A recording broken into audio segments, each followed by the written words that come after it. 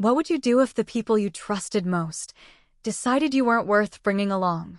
That's not a rhetorical question. I'm actually asking you. Imagine waking up one summer morning, expecting pancakes and bickering siblings, and instead, you're greeted with the deafening silence of an empty house and an even emptier feeling in your chest. Your suitcase is still in the closet. Your phone is on 12% because you fell asleep watching reruns. And your family? Gone. Vanished. Poof. On a plane, headed to a family vacation without you. Yeah, that happened to me. My name's Emily. I'm 21, stuck in a too small town in Pennsylvania, and I was ghosted by my own blood. I remember every detail of that morning like it was burned into my brain. The AC was humming. Birds chirping outside. I rolled over, checked my phone, no texts, no missed calls. Just a weird, lingering quietness. Usually, my mom would be yelling at my younger sister to pack her inhaler. My dad would be double-checking his camera bag. Jason, my older brother, always slammed his door 5 times before any trip, like a weird ritual. But that day? Nothing. At first, I thought they left for brunch without me. It wouldn't be the first time. I didn't think much of it until I went into the kitchen and found a sticky note on the counter that made my stomach drop. Flight was moved up. See you in a week. Take care of Grandma. Mom. That was it. No, we love you. No, wish you were here. Not even a freaking emoji. I stood there, holding that note, my fingers trembling, heart pounding. They went on the trip. The one we had been planning for months. The one I picked outfits for. The one I saved up for. The one I begged to take off work for. And they left me. On purpose. I tried calling. Straight to voicemail. I texted the group chat, "Are you kidding me?" Read at 9:08 a.m. No reply. I called again. Nothing. And in that moment, something inside me cracked. Not just a little. Not a hairline fracture. A full, bone-deep snap. This wasn't a forgetful accident. This was a choice. A message. And I heard it loud and clear. I wasn't wanted. But I wasn't going to just cry into my Pop-Tarts about it. I stood there in my old hoodie and Target pajama pants and made a decision. If they wanted a vacation without me, I'd make sure they'd remember me every second of it. Let's back up for a second. I'm not some drama queen. I'm the responsible one. The glue. The unpaid therapist. The girl who holds her tongue during Thanksgiving dinner, even when Dad gets political. I take Grandma to her doctor's appointments. I handle the online bill payments because Mom hates technology. I helped Lily with her math homework even when she called me a weirdo behind my back. But I've always been the background character. The safe one. Easy to overlook. Until now. I poured myself a stale cup of coffee and sat at the table, still staring at that stupid note. My brain was doing somersaults between hurt and rage. I pulled out my phone, opened notes, and typed. Reasons they'll regret leaving me behind. 1. No one to pay the bills. 2. No one to help Grandma. 3. No one to translate tech to Mom. 4. Jason sucks at cooking. Good luck with that. 5. Lily's inhaler? Did anyone pack it? That list turned into something else. A plan. I wasn't going to key anyone's car or slash tires. I'm not unhinged. But I was going to disappear. Cut off the support they didn't even realize they relied on. And maybe along the way, I'd figure out who I was without them. You ever get that weird, burning feeling behind your eyes when you're trying not to cry? That was me for the next hour. Sitting in silence, gripping a coffee mug like it could anchor me, while my world tilted sideways. At one point, I heard a neighbor's car start. Birds chirped again. Life moved on, like nothing happened. And I hated that. I hated how normal everything felt when I was falling apart. I walked up to my room, my so-called sanctuary, and stood in front of my mirror. My reflection looked fine. Boring. Hair in a messy bun. No makeup. A girl who clearly wasn't worth a plane ticket. So I did something totally out of character. I packed a bag. Not for a guilt trip. For a getaway. I grabbed clothes, my laptop, the emergency $800 cash I'd stashed under the floorboard, and my camera. I didn't know where I was going yet, but I knew I wasn't staying. Before I left, I wrote my own note and taped it on the fridge. Big, bold, Sharpa letters. You forgot me. I won't forget that. Then I locked the door, climbed into my dusty Corolla, and drove out of that driveway like it owed me an apology. I didn't even look back. Hit subscribe and leave a comment with where you're watching from. This story might just spark a new beginning. What's one thing that always pushes you forward, even when things get tough? I didn't always feel invisible. There were moments, tiny, flickering ones, where I felt seen. Heard. Like when Grandma used to call me her quiet sunflower, or when I got a B+ in AP Chemistry and Mr. Parsons told the class, Emily saved the curve.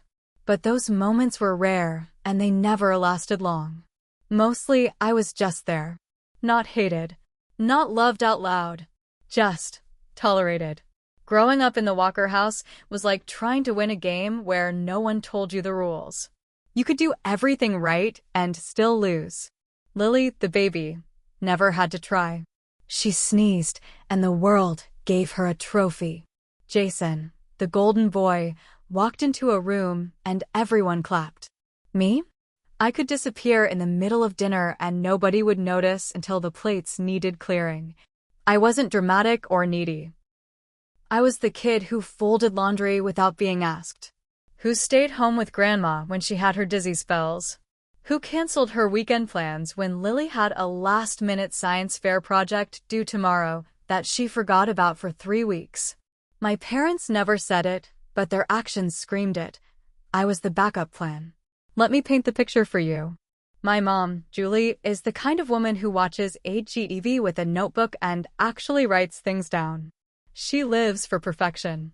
Matching outfits for family photos. Color-coded snack bins. Labels on everything. She hates confrontation and loves passive-aggressive texts. Her favorite phrase? I didn't want to bother you. Which is code for, I already made the decision without you. My dad, Greg, is an engineer. Stoic. Practical. He treats emotions like faulty wiring, something to be fixed quietly or ignored altogether. He gets along with Jason because they speak the same language: tools, structure, control.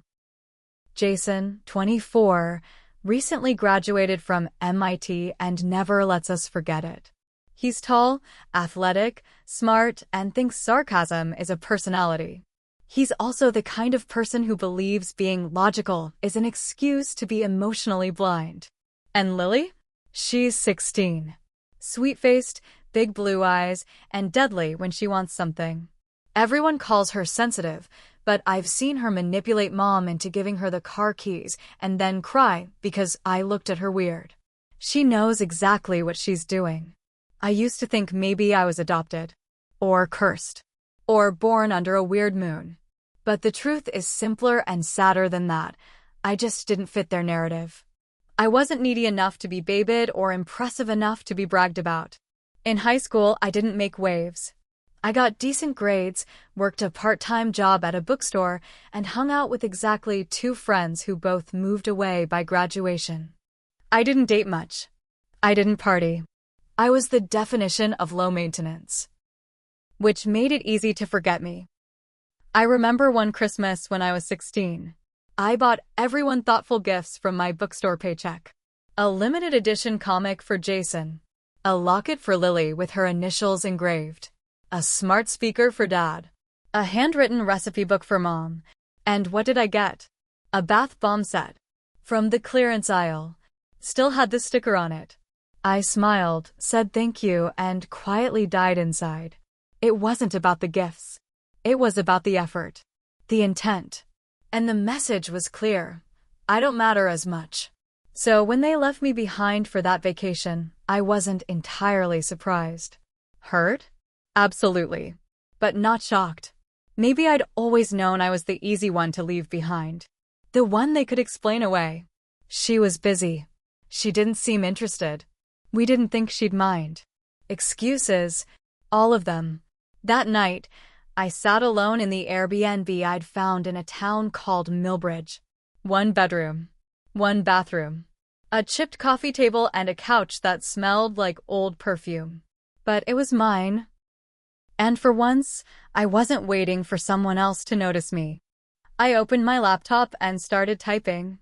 Not a blog. Not a post. Just thoughts. I think people only realize your worth when you stop doing all the quiet things that made their lives easier. I was the silence that held our house together. But silence isn't invisible. It just gets ignored until it's gone. I clicked save and stared at the blinking cursor. The emptiness of that screen looked a lot like how I felt. Later, I texted Grandma. She was the only person I missed without resentment. She replied within minutes. Hi, sweet pea. Everyone's talking about the beach, but I just want to know you're okay. Come by soon. I miss your face. God, I missed her too. She always saw me, even when I didn't say much. Even when I didn't say anything at all. I put the phone down and looked around the room. No photos on the walls. No clutter. Just space. Breathing room. Freedom. For the first time in years, I wasn't operating under anyone's expectations. No one needed me to fix their printer or babysit their guilt. I was alone, but I was free. That's when the fear kicked in. Because if I wasn't the fixer, the helper, the easy one, then who was I? Who was I without them? The thing about being left behind isn't just the silence, it's the echo that follows. It's checking your phone every 5 minutes, even though you know they're not going to reply. It's replaying every conversation from the past month, wondering what you did wrong. It's the voice in your head that says, maybe they were right to leave you. I didn't want to believe it. I couldn't believe it. So I gave them the benefit of the doubt. I tried being logical like Jason always is. Maybe it really was last minute. Maybe Mom meant to tell me, but forgot. Maybe they thought I was working. But logic doesn't explain silence. Silence is a decision. And they had all made it together. I texted Mom again. Hey, can we talk? Read. No reply. I tried Jason next. Is this some kind of joke? Read. No reply. Lily didn't even open hers. I even called Dad, thinking he might be the voice of reason. It rang twice and went to voicemail. Hey, Dad. It's Emily. Just wondering if someone could explain why I'm literally sitting in an empty house while you're all in Florida. Kinda messed up. Call me back. He didn't. I watched the little delivered check marks on my phone like they were personal attacks. Each one said, they saw you. They just don't care enough to respond. By the end of the day, the hurt had morphed into something hotter, sharper. Something dangerous. They left me. They're pretending like I don't exist. Okay, let's see how they do without me. I pulled out my old notebook, the one I used for college planning before I dropped out. Flipped past doodles and lecture notes until I found a clean page. At the top, I wrote in big capital letters. They don't get to forget me. Below that, I started listing everything I did for them that they never noticed. Set up the router when it crashed every other week. Balanced Mom's checkbook. Registered Lily's school bus pass online because she forgot 3 years in a row. Called Jason's credit card company when he got scammed. Washed Dad's gross gym clothes that he always forgot in the trunk. I wasn't just invisible. I was essential. And now I was gone. Back at the Airbnb, I started shutting things down back home, one task at a time. First, I logged into our family's shared streaming accounts, Netflix, Hulu, Spotify. All of them still using my email. I changed the passwords and added 2-step verification. Petty? Maybe. But they were literally watching movies on my dime while pretending I didn't exist. Second, I canceled the autopay I had set up for the electric bill. Mom always claimed she'd get to it eventually, but that was 2 years ago. She wouldn't notice until the lights went out. Third, I called Grandma to make sure she had everything she needed. She told me she hadn't seen anyone since Tuesday. Tuesday. It was Saturday. My blood boiled. You're alone? I asked. She hesitated. I'm okay, sweetie. I didn't want to ruin their trip. You're not ruining anything, I snapped. They should have made sure you were taken care of. She sighed. That's why I miss you. That night, I sent Jason one last text. Hope the beach is nice. Grandma hasn't eaten a real meal in days. I took care of it. Like I always do. Read. Still no reply. I threw my phone on the couch and stared at the ceiling.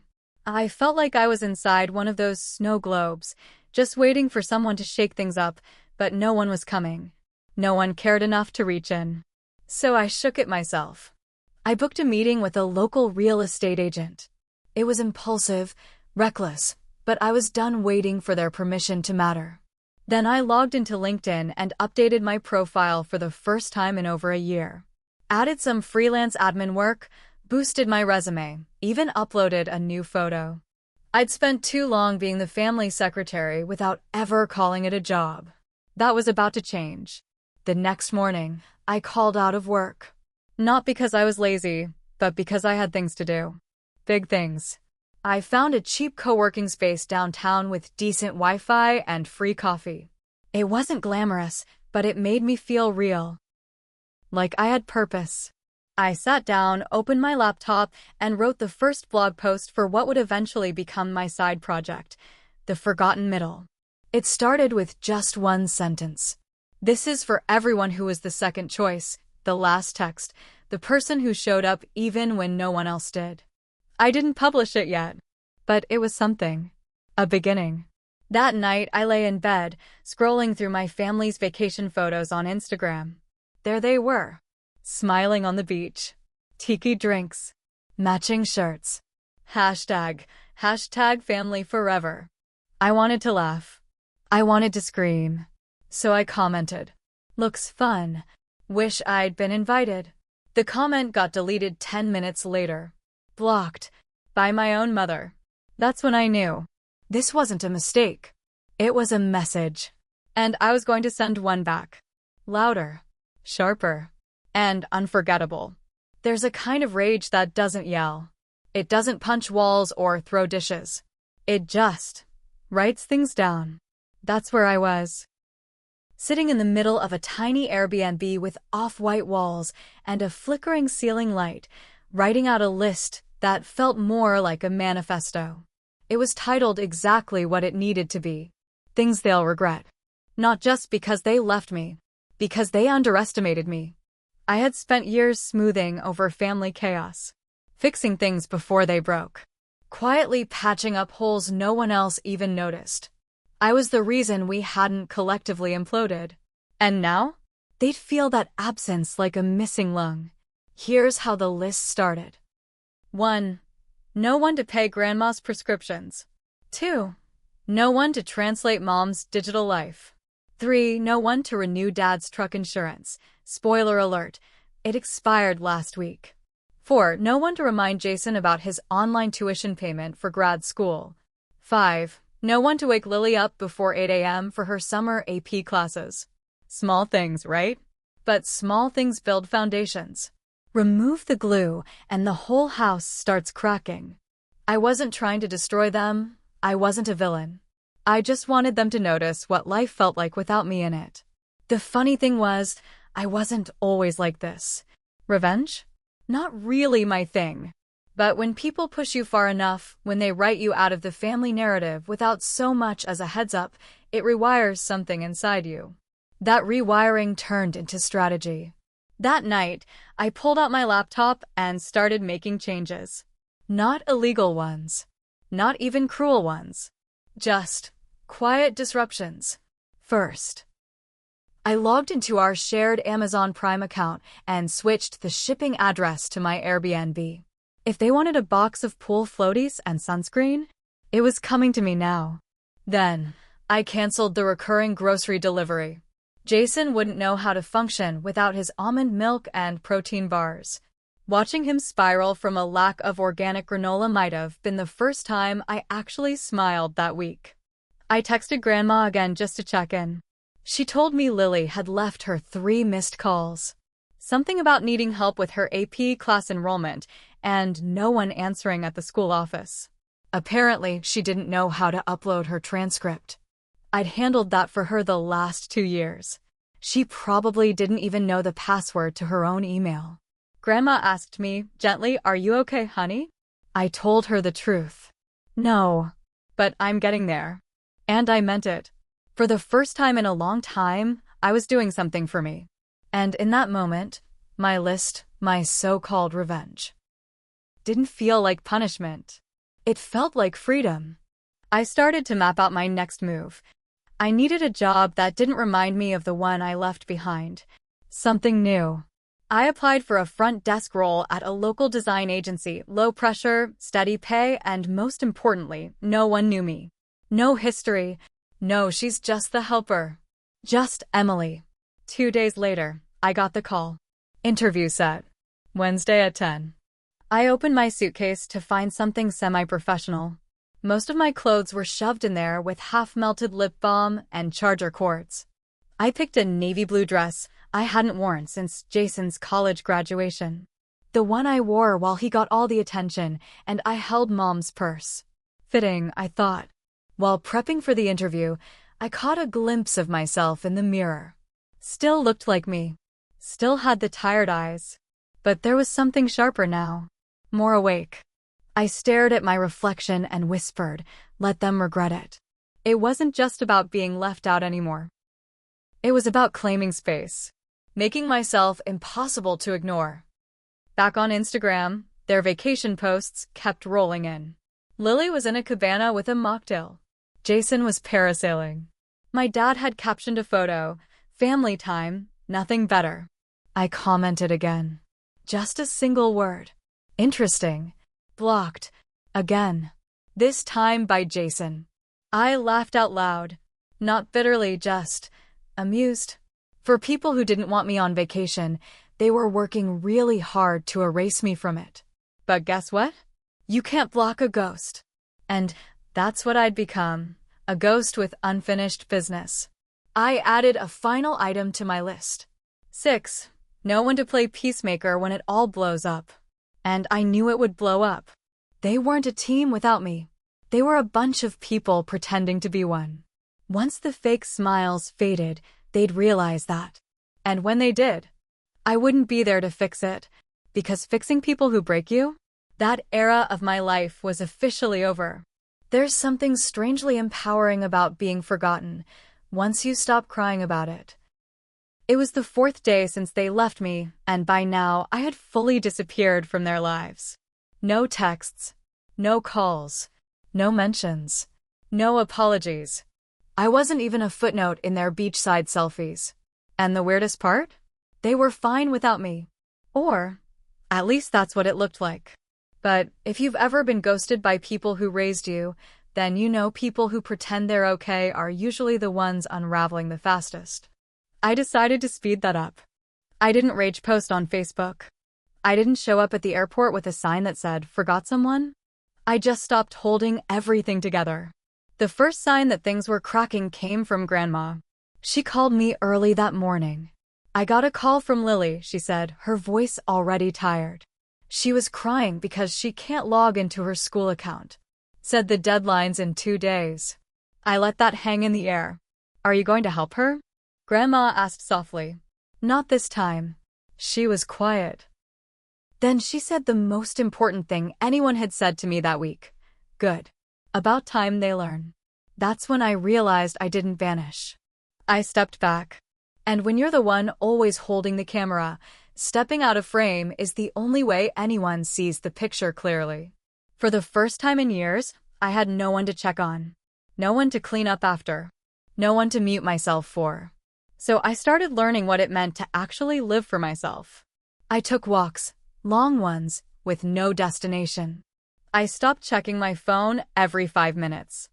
I read an entire book without stopping halfway to throw in a load of laundry or help someone find their charger. I made breakfast and didn't make anyone else's. I wasn't being selfish. I was being alive. The design agency called back the next day. I got the job. It wasn't glamorous, just front desk, part-time hours, but when I walked into that office and shook hands with someone who didn't know anything about my family, I almost teared up.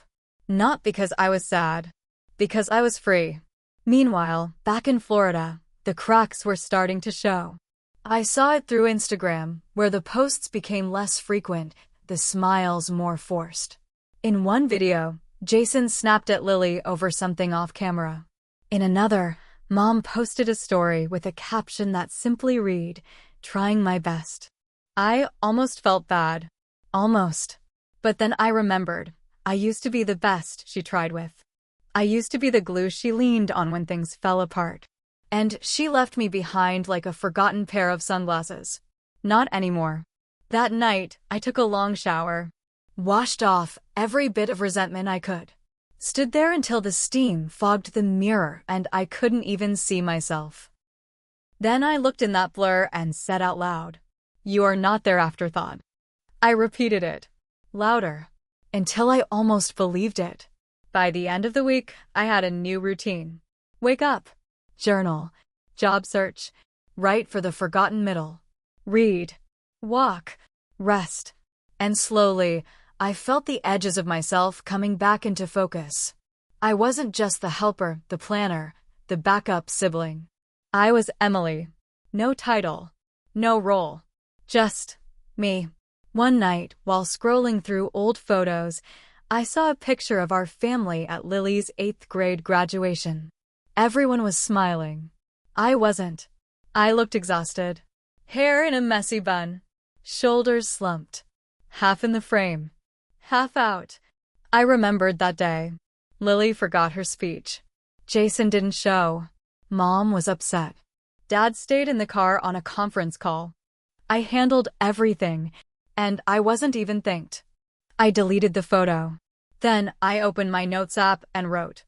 I vanished from their lives, but for the first time, I'm visible in my own. That felt like truth. I didn't vanish out of spite. I vanished because staying had become too painful. Sometimes people don't push you away with words. Sometimes they do it with neglect, with silence, with absence dressed up as normal. But now I was reclaiming that absence. They thought my disappearance was the problem. Wait till they realize it was the solution.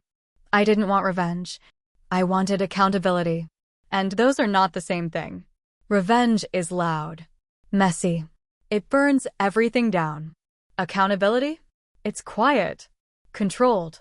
It just turns the lights off and waits to see who remembers how to find the switch. By day 10 of their vacation, the cracks had become craters. I got a message from an unknown number. "Hey, it's Jason." Mom's freaking out. "Can you call her?" I stared at the screen for a full minute. "No, sorry. No, we messed up." Just a casual delegation of damage control, exactly like always. I didn't respond. An hour later, another message came in. This time from Mom. "Emily, we really need to talk. This is getting out of hand." Out of hand? Like forgetting your daughter? Like deleting her comment and pretending she doesn't exist? I took a deep breath. Then I did something very on me. I blocked her number. Let them feel the weight. Let them sit with the silence they forced on me for years. Because here's the thing about carrying a family, you never realize how heavy it is until you put it down. And I'd been carrying them for years. That same night, I started hearing from the outside world. A girl I knew from high school DM'd me after seeing a quote from the forgotten middle floating around on TikTok. "Hey, did you write this?" Because, wow, that hit hard. I opened the post. Someone had screen recorded one of my blog entries and posted it with soft piano music behind it. The caption read, "For everyone who's been the quiet one in their family, you matter." It had 12,000 likes. I stared at the screen like it was a foreign language. People cared? People understood? It was the first time I felt like someone actually heard me without asking me to shrink. That night, I posted again. They said it was just a vacation. But when your family leaves without you, it's not just a trip, it's a message. And this time, I finally read it. The next morning, the blog hit 50,000 views. I'd always believed I wasn't interesting. Not loud enough. Not pretty enough. Not anything enough to be noticed. Turns out, I was just surrounded by the wrong audience. Meanwhile, back in Florida, Grandma called. Again. You're not gonna believe this, she said, her voice tight. What now? Your mom called me in tears. Said Lily's locked out of her school portal and can't get her enrollment processed. She waited until the night before the deadline? She thought you'd handle it eventually. I almost laughed. I wanted to laugh. But instead, I said, she's 16. She can figure it out. Another pause. Then Grandma said something soft. I'm proud of you, sweetheart. I blinked hard. What? You finally let people carry their own weight. That night, I took a walk through downtown. The summer air was warm, humming with that early evening buzz of headlights and crosswalk signals. I stopped at a small cafe, bought myself an iced tea, and sat outside, just existing. I watched families pass by, couples, friends, and I didn't feel lonely. I felt peaceful. Letting them feel the weight of their choices wasn't cruelty. It was clarity. And they were finally seeing just how much I did. How many things I handled. How many fires I quietly put out behind the scenes. Because now there was no one to do it. No one to call the school. No one to check the bank account. No one to schedule Dad's physical or Lily's dentist or remind Mom her phone bill was due. They'd mistaken my reliability for insignificance. Now, they understood. By the end of the week, I had 3 more job offers and over 2,000 new subscribers to the blog. People were telling me their stories, pouring out their hearts, leaving comments like, "You just described my childhood. I was the invisible one too." I thought I was alone in this. And I realized maybe my story wasn't rare. Maybe it was just rarely told. So I kept writing. I didn't need to scream. I didn't need to prove anything. All I had to do was keep not showing up. It was subtle at first. Little clues that the cracks were now fissures. A string of panicked voicemails. Messages from extended family.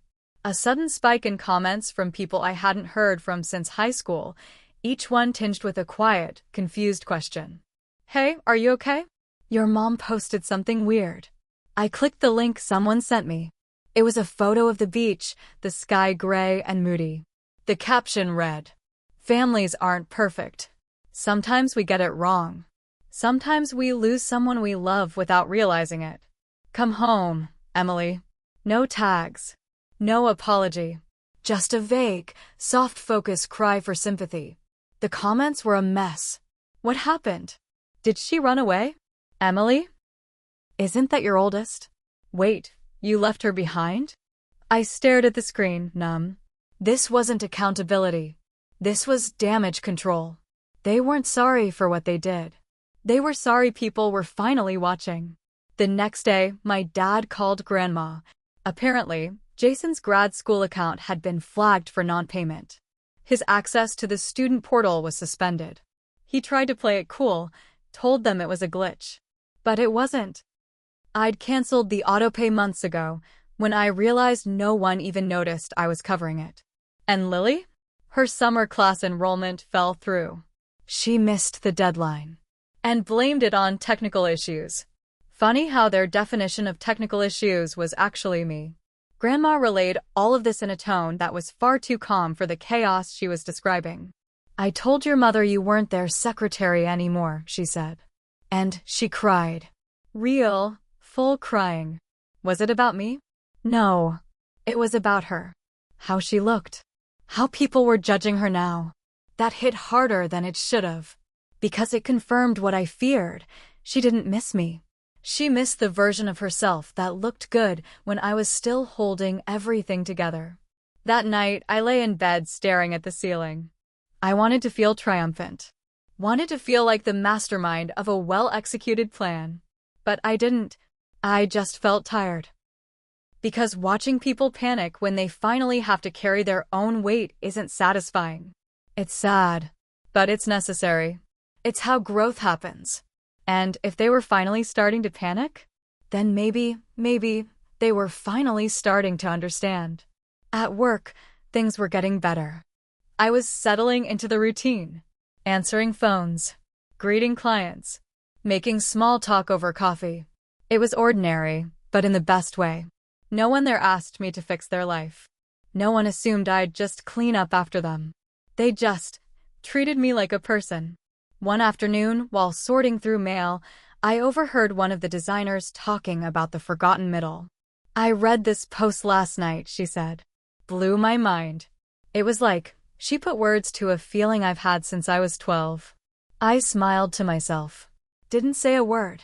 Later that night, I posted something new. The panic doesn't come from losing you. It comes from realizing they were never paying attention in the first place. The post went viral within 12 hours. 2 days later, I got an email from Lily. Subject line, "Can we talk?" I opened it with zero expectations. I don't know what I'm supposed to say. I messed up. I was scared and selfish, and honestly, I just didn't want to believe you'd leave. I miss you. Everything's falling apart without you. Please come home. It was raw, sloppy, real, but I wasn't sure if it was too late. I didn't reply. Not yet. The next morning, Grandma called. Again. "Your mom's not doing well," she said carefully. "She's been calling me nonstop. I think the shame is starting to settle in." Good. It's not just guilt, honey. She looks hollow. Like she doesn't know who she is without you keeping everything glued together. I didn't know what to say to that. Because maybe I didn't either. Later that day, I stood in front of the mirror again. Same one from before. Same person. But the girl looking back at me wasn't invisible anymore. She was angry, strong, and completely done playing the background role in her own story. If they wanted to panic, let them. Let them feel what it's like to realize you've pushed someone too far. Let them sit in the quiet and ask themselves, what if she never comes back? Because this time, I wasn't sure I would. There's an art to emotional manipulation, and my family had mastered it long before I ever learned the word for it. It started with guilt. Not the loud, obvious kind. The kind that slides into your inbox with a subject line like, "We're worried about you." Or a voicemail that begins with, "I don't know where we went wrong." They weren't reaching out because they missed me. They were reaching out because their comfort was unraveling, and for the first time, I wasn't there to tie it back up. The first real guilt bomb came from my dad. A 2-minute voicemail. "Emily, hey. I know things have gotten a little out of control. And I guess we didn't realize how much you were doing. That's our fault. I'll admit that. But you know how your mom is, and Jason was the one planning most of the trip, and, well, we thought you had to work." Pause. Classic move. Let the listener fill the silence. "Anyway, it's not the same without you. Your mom's really upset. Lily won't talk to anyone. It's just not right. So please call us. Don't do this. Don't do this." Like I was the one breaking the family apart. Not them. Not the secret trip. Not the weeks of ignoring my texts. No, it was me for finally walking away. The second message came via email from Mom. Subject, "For your eyes only." As if this was some undercover mission instead of a desperate attempt to regain control. "Emily, I've spent the last few nights crying myself to sleep. You've always been so strong, so quiet, so responsible. Maybe I leaned on you too much. But we were never trying to leave you out. We assumed you wouldn't want to come. You've been so distant lately. We thought we were giving you space." I reread that line 3 times. We assumed you wouldn't want to come. So instead of asking me, they erased me. And now they were trying to reframe it like a miscommunication, like I'd somehow ghosted myself. The messages kept coming. From Jason. "You win, okay? Everything's falling apart. Happy now?" From Lily. "I know I messed up. I didn't know what to say. I'm scared to talk to you. I'm scared you hate me." That one made me pause. Because I didn't hate her. Not even close. She was still a kid, well, almost. A teenager in a house that let her believe silence was love and sacrifice was just expected. I knew that world. I lived it. So no, I didn't hate Lily. But I wasn't going to fix this for her either. I forwarded her email to a blank note app, stared at it for a while, then typed a single line beneath it. You're allowed to protect your peace, even from people you love. I posted it later that night on the forgotten middle. The post exploded. 30,000 likes. Thousands of shares. Hundreds of comments from people who finally felt seen. One girl wrote, "I blocked my own mom last month. I didn't think I had the right. Thank you for giving me permission." Permission. That word stuck with me. Because guilt's favorite lie is that you owe someone access to you just because they share your DNA. But you don't. You owe them honesty, boundaries, maybe even silence. But you don't owe them you. Not after they've proven they can't be trusted with it. By the end of the week, I had another voicemail from Mom. This one different. Less pleading. More performative. "Well, I guess this is who you are now. I guess you've chosen the internet over your own family. I raised you better than this. I raised you better than this." Translation: You're not allowed to call us out. But I could, and I would. I opened a draft post that night, fingers trembling. Title: When Guilt Sounds Like Love, But Isn't. I wrote, "Sometimes they don't say sorry. They say, you're being dramatic. Or, we didn't mean it that way. Or, you're overreacting." But the absence of malice does not equal the presence of care. And just because someone didn't intend to hurt you, doesn't mean you owe them the chance to do it again. I clicked post, then turned off my phone. The next morning, I walked downtown. Stopped at a local bakery, got a coffee and sat by the window. No phone, no texts, no noise. I let the guilt wash over me, just to see what was underneath it. And what I found there was peace. Because for the first time in my life, I was choosing myself. Not to hurt them, but to heal me. It happened on a Sunday morning.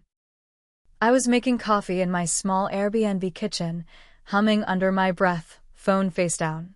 The sunlight made the linoleum look better than it deserved. For the first time in weeks, I didn't start the day with tight shoulders or a lump in my throat.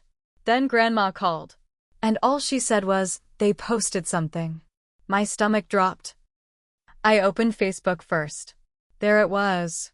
A post from my mom's account. A full-blown essay. Not a caption, not a cryptic quote. An actual post. The first line hit like a cold slap. "We hurt someone we love. We didn't mean to, but that doesn't mean it didn't happen."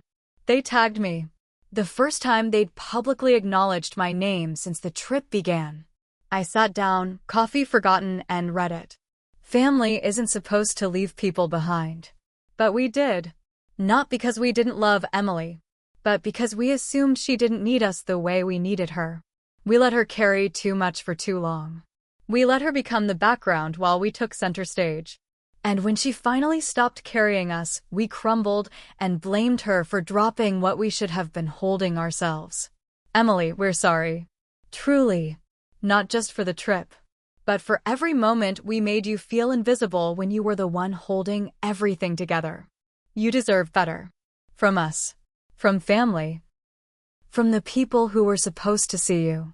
We hope you come back. But more than that, we hope you keep becoming who you are, even if it means doing it without us. No excuses. No blame shifting. Just truth." I didn't know what to feel. Not yet. I stared at the screen for a long time, rereading the post until the words blurred. The comment section was already buzzing. "Takes guts to admit this. Wow. I hope Emily sees this. I've never seen parents own their mistakes like this." For a second, just a second, I thought about clicking like. But I didn't, because it wasn't about the post. It was about the pattern. And patterns don't change with paragraphs. They change with actions. Still, something about it cracked me open. Not in a forgiving way. In a real way. Because for the first time, they weren't spinning a story. They were sitting in the mess they created. It didn't fix everything, but it mattered. Later that day, Lily texted me. "Did you see Mom's post? I know it doesn't fix it, but it's real. She's been crying all day." I didn't reply. I wasn't ready to give them comfort. Because for once, they were feeling what I had carried in silence for years. And that wasn't cruelty. That was balance. That night, I sat down at my desk and opened the forgotten middle. A blank post waited. I stared at the cursor for a long time before typing. They finally said it. Not behind closed doors. Not in a whisper. But in the open. I wanted to hate it. I wanted to say it wasn't enough. But part of me, the part that still remembers being 10 and staying quiet so no one got mad, felt something melt. Not forgiveness. Not forgetting. But recognition. And sometimes, that's where the healing begins. I clicked post. I didn't share it on Instagram. I didn't tag anyone. I just let it live. Let it breathe. Let the truth be enough for now. The next morning, I woke up to a new text. From Jason. I don't know what's next. But I'm here if you want to talk. I mean that. Short. No pressure. No expectations. And maybe for the first time ever, no manipulation. I didn't reply. But I didn't delete it either. Because maybe, they were learning. Sometimes, silence says more than words ever could. It's the space where I used to scream into the void, begging to be heard. The quiet that hung between my family and me like a heavy curtain, each one of us pretending not to notice it, pretending that we didn't know what we were avoiding. But this silence? This was different. This was peace. Jason's message still sat in my phone. I saw it every time I opened the screen, every time I picked it up without thinking. But I didn't reply. Not because I was angry. Not because I didn't care. But because I was learning that I didn't owe anyone a response simply because they wanted one. The world tells us that communication is the only way to heal. That we must talk, confront, explain. But sometimes the healing is in the absence of those words. For days, I resisted the urge to reach out, to fix things in the way that felt familiar. I kept reminding myself that this moment wasn't for them. It was for me. For the first time, I didn't have to bend myself into a shape that served their needs. I didn't have to respond to their urgency. What I didn't say back was as important as everything I had said before. I didn't need their approval to move on. I didn't need to prove I was over it, or that I was ready to forgive, or that I was the bigger person. I was just existing, and that was enough. Meanwhile, my mom's post continued to circulate. It was still being shared, commented on, dissected by people I hadn't heard from in years. There were the inevitable critics. People who thought it was a calculated move, a public relations stunt. And I understood why people thought that. I had thought the same for a moment. But there was something raw in the way she phrased her apology. Something that rang true in its vulnerability. It wasn't perfect, and it wasn't exactly what I wanted to hear, but it was real. And sometimes, that's all we can ask for from people who have hurt us. But the longer I sat with it, the more I realized it wasn't just her post that left me unsettled. It was the unspoken expectations that came with it. They wanted me to respond. They wanted me to heal quickly. To accept the apology and come back. To fall back into my old role. But I wasn't that person anymore. I couldn't be. I spent the next few days traveling, getting away from the buzz of my family's virtual world. I visited a town by the coast, stayed in a tiny cottage, and just breathed. It was the first time I had felt like I was my own person in ages. Not a daughter, not a sister, not someone's emotional anchor. Just me. Alone, but not lonely. Free, but not running away. On the fourth day, I received another message. This one from Grandma. I think your mother's finally getting it. You know, the weight she put on you all these years. You should see her. She's been reading all the comments, crying most nights. She's not blaming you anymore. That gave me pause. A part of me wanted to feel vindicated. A part of me wanted to say, I told you so. But instead, I just felt tired. Because what good was it to be right if they never really understood the pain? What did it matter if they finally felt sorry if it wasn't enough to undo the years I had spent making their lives work while mine fell apart? And what if it was never going to be enough? What if I had to be okay with that? I thought about calling her back, about telling her how I felt, about letting my guard down, finally. But something in me held back. Maybe I didn't need to share everything just yet. Maybe I didn't need to rush into fixing something that might not be ready to be fixed.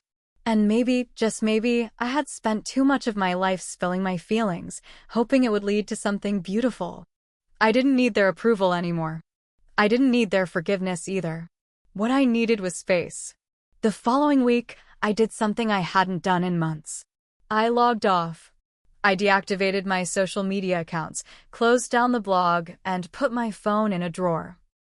I spent a full 24 hours in complete silence, without checking messages, without worrying about anyone's expectations of me. Just breathing, just living. And in those hours, I realized something important. I didn't need to respond to their apologies. I didn't need to acknowledge their messages. I needed to see myself, to finally listen to the parts of me that had been buried under years of responsibility. When I turned my phone back on, there were dozens of missed messages, texts, calls, DMs, and emails from the family. But they no longer held power over me. I was the one who controlled how much of me I gave. That afternoon, I went for a walk along the beach, the sand cool beneath my feet, the waves crashing in the distance. It felt like the world was finally quiet. Not in a painful way, but in a peaceful one. The sun was beginning to set, painting the sky in shades of purple and orange. I sat on a bench, watching the waves roll in. And, for the first time in ages, I felt free. I didn't have to go back. I didn't have to rebuild everything I'd lost. I just had to move forward. Have you ever had a moment where you realized silence was more powerful than anything you could say? Drop a comment below if you've ever chosen not to respond and how it felt. Hit subscribe. The story's not over yet sometimes. It's in the silence where the most powerful decisions are made. I had to leave. Not in the dramatic sense. Not with a grand gesture or a door slamming behind me, but in the way you leave when you finally realize that what you've been holding onto wasn't holding you up at all. I hadn't been running from my family. I hadn't been escaping them, at least not in the way I thought I was. I had been running from the idea that they had control over my life, over my future. I had been running from the story they tried to tell me, the one where my worth was tethered to their needs, their expectations. And, for the first time, I was choosing a new story. One where I wasn't the fixer, the silent giver. One where I wasn't carrying their mistakes on my shoulders anymore. The week after my social media blackout, I started the process of finding a place to stay long-term. I wasn't planning to run away, exactly, but I couldn't stay in the small Airbnb forever. It had been a temporary escape, a cocoon where I could heal, think, and breathe. I needed roots. I found a little house on the edge of town, perfectly imperfect, with a garden that had clearly been neglected for years. I fell in love with it immediately. The peeling paint on the porch, the overgrown ivy creeping up the side of the house, it felt like it had a story to tell. I could picture myself in that place, planting flowers, cooking meals, sipping coffee on the front steps as the sun rose. It was mine. I didn't tell anyone immediately. That was another shift in my thinking. I didn't have to share everything with them. I didn't have to prove I was making decisions they would approve of, or that I was okay, or that I wasn't mad at them. This wasn't for them. It was for me. As the days passed, I started packing up my things. Slowly, carefully, taking only what I truly needed. The rest of it, the old furniture, the keepsakes, the remnants of the life I used to live, stayed behind. I donated some of it, gave some to charity, and threw the rest away. The act of letting go felt almost ceremonial. I wasn't just packing up my things. I was packing up pieces of my old life, the one where I had been trapped by guilt, responsibility, and expectation. I made sure to keep only the essentials, books I wanted to read, clothes that fit my new life, a few photos that reminded me who I had been before the weight of my family's needs crushed me. Everything else was left behind. The first night in the new house felt like freedom. It wasn't perfect. It wasn't all figured out. but it was mine. There were no messages, no phone calls, no demands on my time or energy. Just a quiet house with rooms I could fill with my own story. I took a long walk that night, under the stars, and realized something that should have been obvious all along. I was no longer waiting for someone else to decide my future. The next morning, I sat down and wrote the letter. I had been avoiding it for days, even though I knew it was coming. A letter to my family. It was time. I wasn't writing it for their closure. I wasn't writing it to make them feel better. I was writing it because it was time for me to say my piece. To give voice to the quiet years, the invisible sacrifices, the resentment that had been building quietly in the background. I had always been the one to hold it all together. The one to fix things. The one to keep the peace. But this letter was for me. I started typing. Dear family, it's been a while since I've reached out, and that's because I needed space. I needed to step away from the constant noise and confusion to remember who I was before the weight of your expectations took over. I've always been the one who listened, who took on the responsibility, who carried the family's burdens even when they weren't mine to carry. But in doing that, I lost myself. I forgot what it felt like to just be, to live for me. And that's what I'm doing now. I'm living for me. I don't know what comes next. I don't know if we'll ever fully heal or if I'll ever be the person you want me to be. But I can't keep living for the version of me you've created in your minds. This is my life, and I'm going to live it on my terms. It was simple. It wasn't angry, but it was honest. And it was the first step in setting boundaries I had been too scared to draw before. I clicked send. The moment it left my inbox, I felt a weight lift. Not because I thought they would respond positively, but because I had finally said what needed to be said. I had taken the first step in reclaiming my power, my voice, and my life. The phone didn't buzz for hours. When it finally did, it was a message from Grandma. She'd always been the one to support me when the rest of them couldn't see beyond their own need. She didn't say anything about the letter. She just wrote, "I'm proud of you. I know this isn't easy, but you've taken the first step. Keep walking." And for the first time in my life, I didn't feel like I had to explain myself to anyone. The first step was done. The road ahead was still long, but for the first time, I wasn't walking it alone. The old adage says that you can't choose your family. But what happens when your family chooses to abandon you, either by their actions or their neglect? What happens when you have to rebuild yourself from the ground up without the blueprint of what family is supposed to look like? I was about to find out. It had been weeks since I'd moved into the house. The boxes were mostly unpacked, but the walls still felt bare. The air still smelled faintly of fresh paint and old dust, and the floor creaked underfoot, reminding me that this house was still settling, just like I was. I spent a lot of my time working in the garden. The flowers I planted were still young, their roots not yet strong enough to hold their ground, but the process of tending to them helped me feel like I was building something worth holding on to.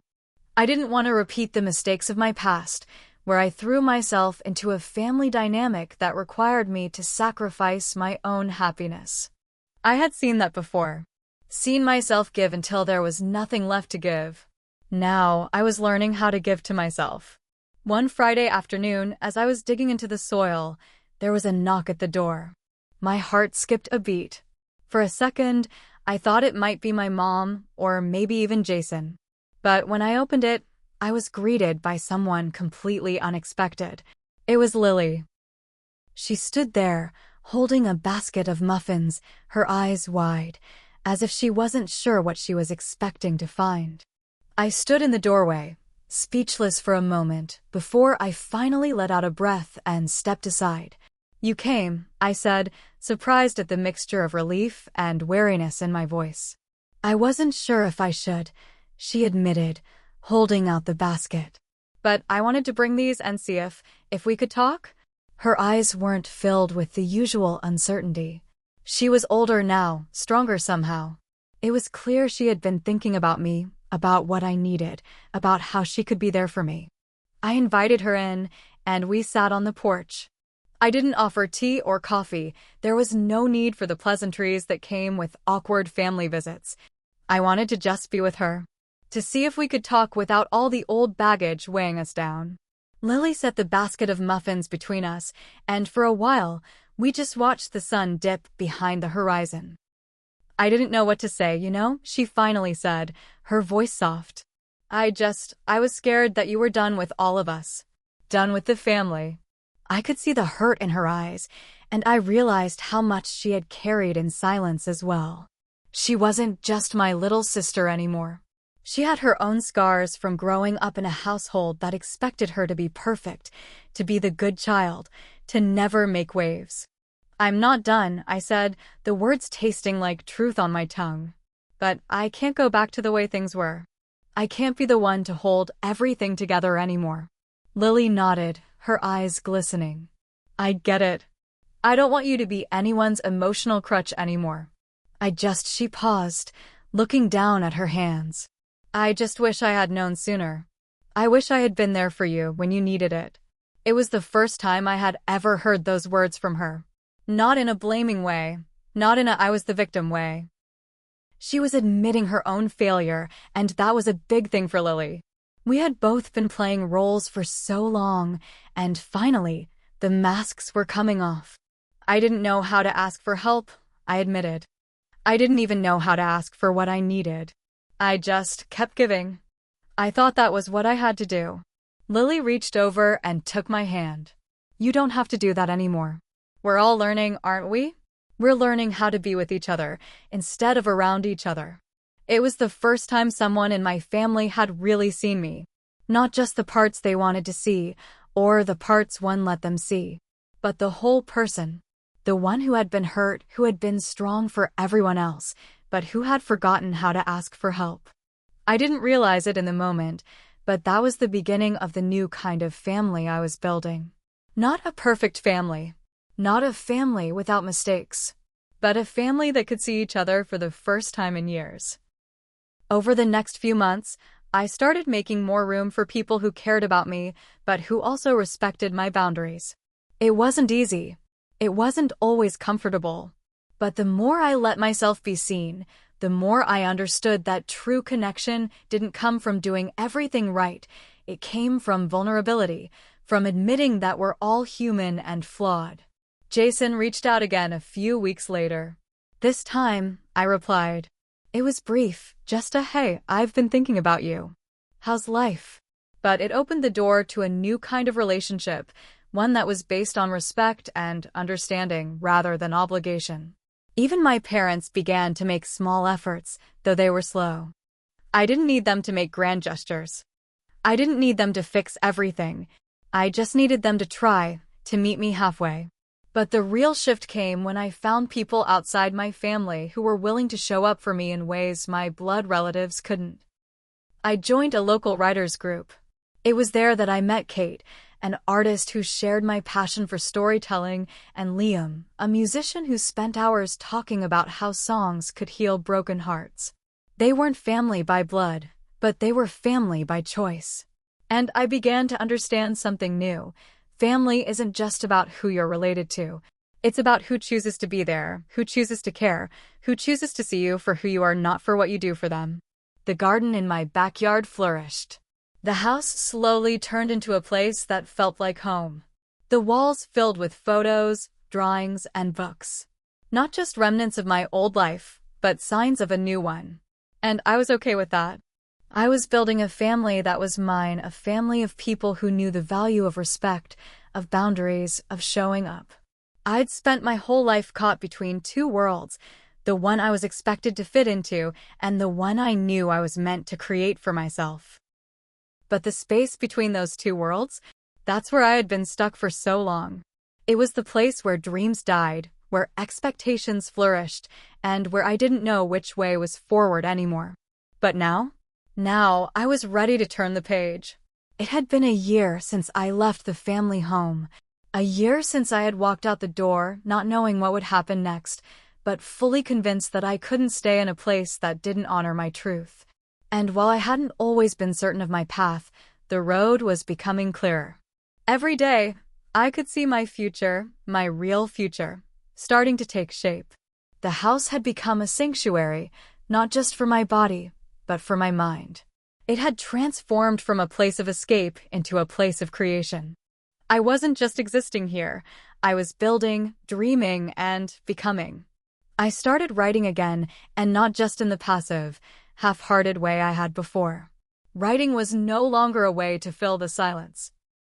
It was how I processed my emotions, how I navigated the storm of uncertainty in my life.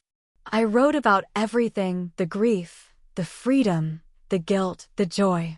I wrote about my family, the relationships I had with them, the things I couldn't say to them. It was through these words that I began to see myself more clearly too. The good parts, the messy parts, the parts one didn't like to show anyone. The process of putting it all down on paper made me realize that I wasn't just the person I had been, the person they had wanted me to be. I was someone entirely different now, someone stronger, someone who could survive the most difficult moments and keep moving forward. And the more I wrote, the more I understood something important. I was no longer asking for permission. It was during this time that I received a letter from my mother. The envelope was plain, the handwriting familiar. I hadn't heard from her in months, and when I saw the return address, my heart did that strange fluttering thing it always did. That conflicting mix of hope and fear. I opened the letter, unsure of what I would find. Dear Emily, I've been thinking about you a lot lately. I know I wasn't the mother you needed me to be. I wasn't the mother you deserved. I've been talking to your father, and we both agree that we could have done things differently. We could have loved you better. We could have supported you better. I've been working on myself. I've been going to therapy, and it's been hard, but I think it's helping me understand what I did wrong and why you had to leave. I'm not asking you to come back. I don't know if you even want that or if you'll ever be able to forgive me. But I wanted you to know that I'm working on being better. For myself. And maybe, if you're willing, we could start fresh. Love. Mom. I let the letter sit in my hands for a long time, the weight of her words pressing down on me. I wasn't angry anymore. In fact, I felt a quiet relief reading her words. She wasn't asking me to fix things, to be the daughter she wanted. She was asking for a chance to fix herself. But it wasn't about me forgiving her. It wasn't even about whether or not I wanted to go back into the family fold. It was about something deeper. It was about how much I had changed, and how much she had changed, too. I didn't have to carry her mistakes anymore. I didn't have to carry the weight of that guilt. And while I wasn't sure if I could ever fully trust her again, I did know that I was ready to let go of the anger and disappointment that had been holding me back. I wrote her a letter back. It wasn't full of promises or answers. It wasn't a happy reunion letter. It was a letter where I laid down boundaries for myself. I told her I was proud of her for doing the work, but that I needed to continue focusing on myself and the life I was building. I didn't know what our relationship would look like in the future, but I knew it couldn't be the same as before. And that was okay. The next week, I sat down with a journal and started making plans for what I wanted my future to look like. Real plans. Not just dreams. I was ready to take full responsibility for my own life, for my future. I was ready to turn the page and never look back. I wasn't sure exactly where I was going, but I knew I wasn't going to let anyone else steer my ship anymore. Not my parents, not my family, not even Jason. This was mine. I enrolled in a writing course. I began to network with other people in the creative industry. I didn't have all the answers, but I was no longer waiting for someone to tell me what to do. I was taking the reins. This was my journey, and I was going to trust myself to walk it. There were still moments of doubt, of course. There were moments where I missed the comfort of knowing I had a place in the family dynamic. But those moments were fewer now, and each time they came, I reminded myself I was building something better. Something more true. By the time I was putting the finishing touches on my latest manuscript, I realized that I had done it. I had created a life for myself. A life that didn't depend on anyone else's approval or love. A life that was built on the foundation of my own dreams. And in that moment, I knew I had turned the page. I was writing my own story now. Sometimes we forget that relationships, like anything worthwhile, take time to build. They require patience, effort, and, most importantly, trust. Trust that the people you bring into your life will not hurt you or disappoint you. Trust that you can open yourself up without fear of being rejected. And trust that when you put your heart into something, it will grow into something meaningful, something real. But what happens when the bridges we've built in our past get torn down, leaving us stranded on the other side? For me, the answer was simple. I had to learn to build new bridges. Ones that were sturdy, built on a foundation of honesty and understanding. And this time, the people I invited across those bridges had to be people who would walk beside me, not drag me down. It wasn't just my relationship with my family that needed reworking. It was every relationship I had ever held. My relationships with friends, with coworkers, and even with myself. In a way, my journey of self-discovery wasn't just about finding out who I was. It was about finding out who I wanted to share myself with. When I first moved into the house, I had intentionally kept my distance from people. It wasn't out of anger or bitterness, it was out of necessity. I needed space to breathe, to heal, to reclaim my sense of self before I could share it with anyone else. But now, months later, I was beginning to realize that I had been isolating myself for too long. I couldn't build a future in a vacuum. I needed connections. I needed relationships that would nurture me, challenge me, and, most importantly, help me grow. One Friday afternoon, I found myself sitting across from Kate and Liam at a local cafe. Kate had been the first person I'd met in the writers' group, and Liam had followed soon after.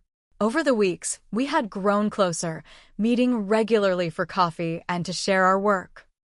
Our friendship was built on a mutual love for art, but also on a shared understanding of the struggles that came with creative work. "Emily," Kate said, stirring her coffee thoughtfully, "I've been thinking about your last story. The one about the girl who leaves everything behind to find herself." I nodded, feeling a little self-conscious. It was a personal story, one I had written to express the pain of leaving behind a family that didn't understand me. It felt raw and vulnerable, but that was exactly why I had shared it with them. "I think it's amazing," Kate continued. "It's raw, it's real. But what stood out to me was how the protagonist, well, you, struggled with not just leaving your family, but also with letting people in after that. It's like you're torn between wanting to be independent, but also wanting to connect. Do you think that's true for you?" I paused, surprised by how accurately she had read my story. I hadn't really thought of it like that, but now that she mentioned it, it hit me. I had spent so much of my life focused on being independent and self-sufficient. I hadn't given myself the chance to let others in. "I think that's exactly what it is," I admitted. "I've built walls. Not just to protect myself from my family, but from everyone. I'm scared of being let down, of getting hurt again.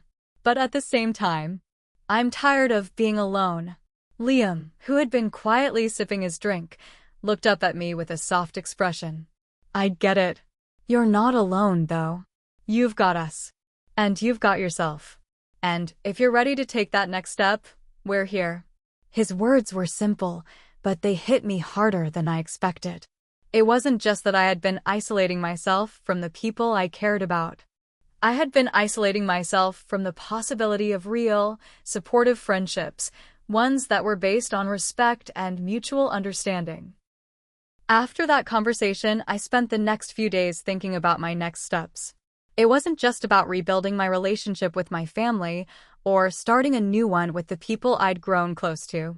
It was about how I could show up for myself in the same way I wanted others to show up for me. The truth was, I had been afraid of intimacy for so long. Not just romantic intimacy, but emotional intimacy. I had convinced myself that keeping everyone at arm's length was the safest way to protect myself. But the truth was, that kind of isolation was doing more harm than good. It was a Saturday when I decided to put my plan into action. I invited Kate and Liam over to my house for dinner. It wasn't a big gesture, but it was something. A way of saying, I'm ready to let you in. I cooked a meal, nothing fancy, just pasta and a salad, and we spent the evening talking about everything and nothing. We laughed about our creative struggles, shared funny stories, and talked about dreams for the future. It felt like home. By the end of the night, as I said my goodbyes and watched them walk down the path, I felt a sense of contentment I hadn't experienced in a long time. This was the kind of connection I had been missing. It wasn't about perfection. It wasn't about having all the answers or pretending to be something I wasn't.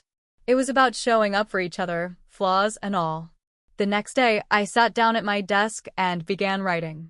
Not just for myself, but for others too. My words felt more connected now, more alive. I wasn't just writing to work through my emotions. I was writing because I wanted to share my story, my journey, with people who might be able to relate.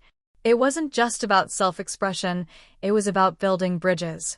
About connecting with others who had walked through similar struggles.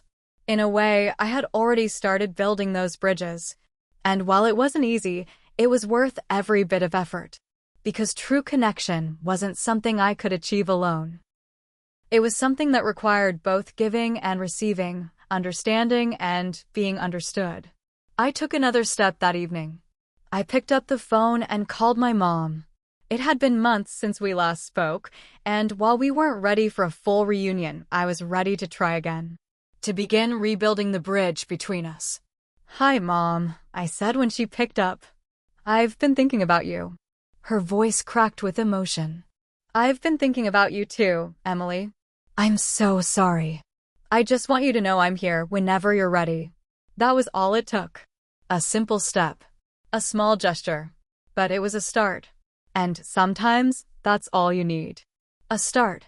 There comes a point in every person's life where they have to confront the past, whether they're ready or not. It's easy to live in the present, to focus on what's right in front of you, but the past has a way of lingering like a shadow, following you wherever you go. Sometimes, it's an old hurt. Other times, it's a regret or a mistake that you can't seem to shake. For me, it was both. As I sat on my porch one evening, staring out at the fading light of the setting sun, I felt the weight of everything I had left behind. The distance I had put between myself and my family, the choice I had made to leave everything I knew behind, it was all still with me. Even though I had moved into a new chapter, it felt like I was carrying pieces of my old life with me, like fragments of a puzzle I had yet to put together. I knew it was time to face the pieces. A few days after my conversation with Kate and Liam, I had received a call from my father. My initial instinct was to ignore it. We hadn't spoken in over a year, and the thought of hearing his voice again stirred up all kinds of emotions: anger, confusion, sadness. It felt easier to pretend he didn't exist than to confront everything he represented. But I wasn't going to hide anymore. I picked up the phone. "Hello," I said, my voice barely above a whisper. "Emily," my father's voice came through the line, soft and steady, yet tinged with an unfamiliar vulnerability. "I know we haven't spoken in a while, and I understand if you don't want to hear from me, but I've been thinking about you. I've been thinking about everything." I felt a lump form in my throat. There was something in the way he said my name, something that made it clear he wasn't just calling to pass the time. This wasn't a casual conversation. It was a reckoning. "I'm listening," I said, my heart pounding in my chest. For the next hour, I listened to my father's words. He spoke of his own regrets, his own struggles with the way he had treated me and my siblings. He admitted the mistakes he had made as a father and how much it had hurt him to see me walk away. But more than that, he spoke about his desire to make things right.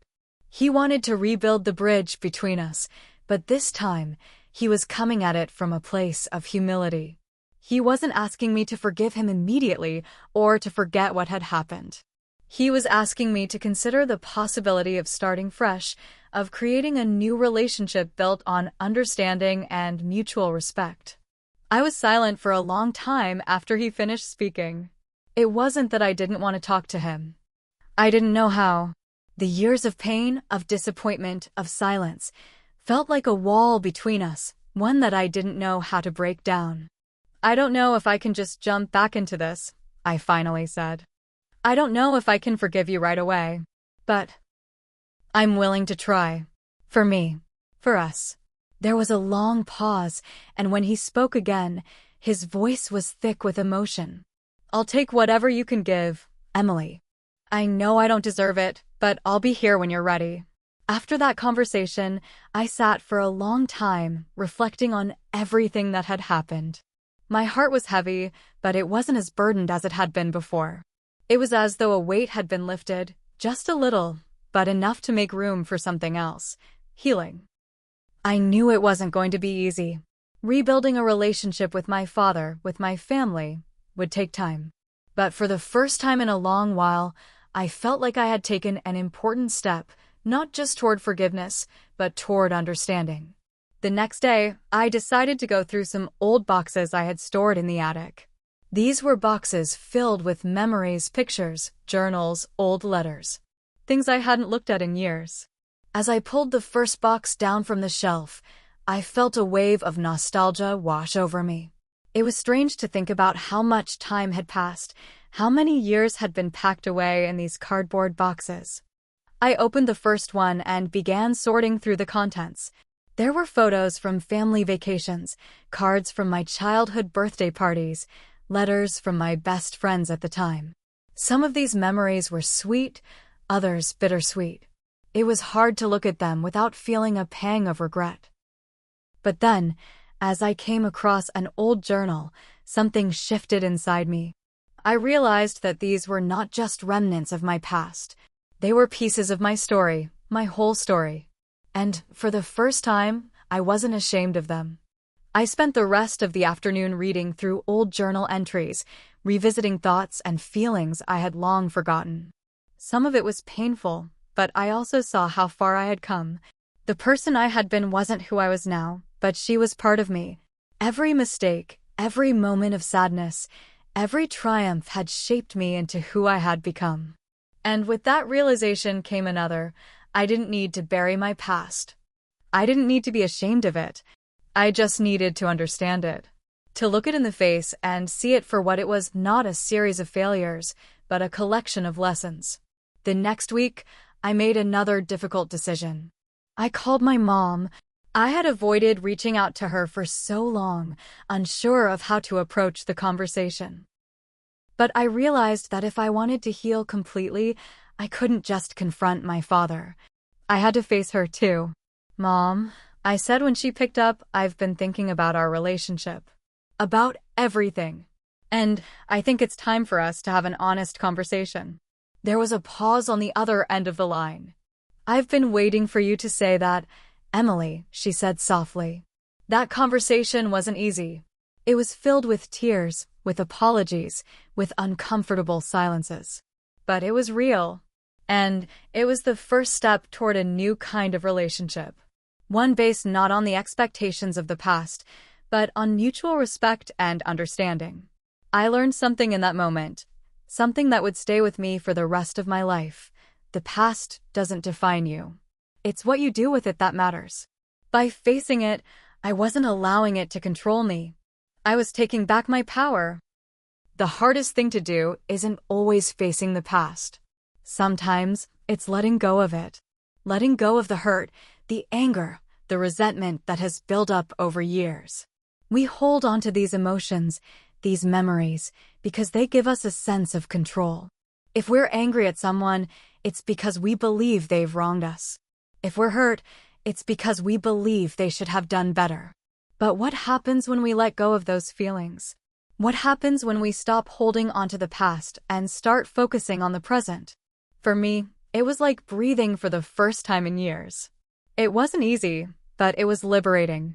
It had been a few weeks since my conversation with my father, and I had continued to reflect on what it meant to let go. At first, the idea of forgiveness seemed like a distant concept, one that was too big for me to tackle. I wasn't sure how to forgive, or even if I wanted to. But the more I thought about it, the more I realized that forgiveness wasn't about them. It was about me. It wasn't about excusing their actions or pretending that nothing had happened. It was about freeing myself from the weight of carrying those grudges. One evening, I sat at my desk, staring at the blank page in front of me. I had tried writing my novel for days, but the words wouldn't come. It felt like I was stuck in the same place, emotionally paralyzed by the unresolved tensions in my life. I couldn't move forward in my story because I wasn't moving forward in my own life. I put down my pen and leaned back in my chair, closing my eyes. I thought about everything that had happened, the arguments with my parents, the years of silence, the disappointments and the hurt. And I realized that the reason I couldn't move forward was because I hadn't truly let go of the past. I picked up the phone and dialed my father's number.